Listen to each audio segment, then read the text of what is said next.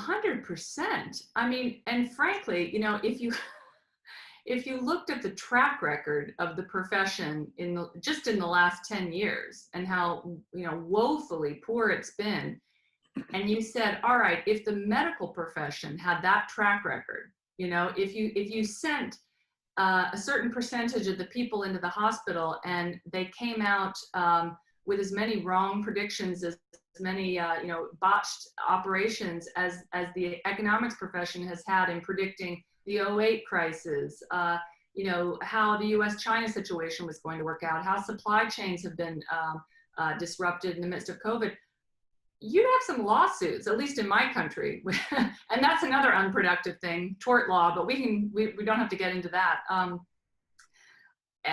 So yeah, I almost feel that there should be a kind of a Hippocratic oath that economists should be taking, because people are not data inputs. You know, I mean, that is all too often the problem with economists that I speak to. They speak from a very emotionally distant point of view about humans as though they were inputs into these models, when in fact there are real world consequences that then, by the way, disrupt the models. And I'll give you a good example.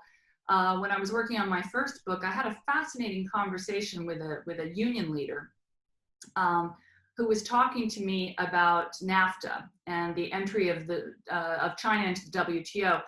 And he had been talking to a policymaker in Washington at the time who was pushing forward the agreements.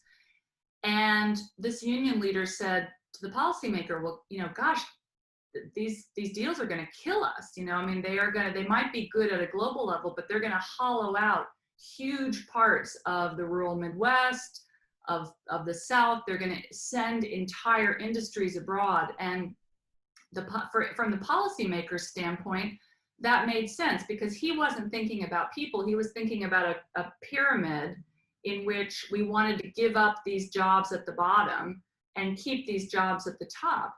But that doesn't take into account that there are real people doing these jobs. And so the union leader said, well, all right, how long do you think it's going to take for all this to kind of equalize, so that, all right, some manufacturing jobs go to China, eventually their wages come up, they can buy more US products. And the policymaker said, well, maybe 3 to 5 generations. And it's like, what?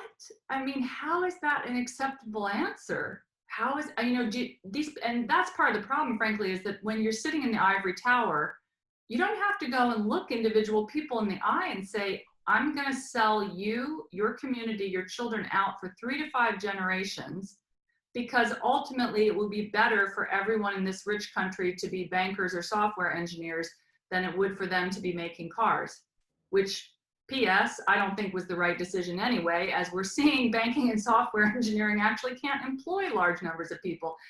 But it's that kind of disconnect that I find so disturbing in the profession. And it's one of the reasons why I feel very strongly that we need more non-economists in the room. We need anthropologists, we need scientists, we need community activists, we need journalists, we need people asking the quote unquote dumb questions, which are frankly always the best questions.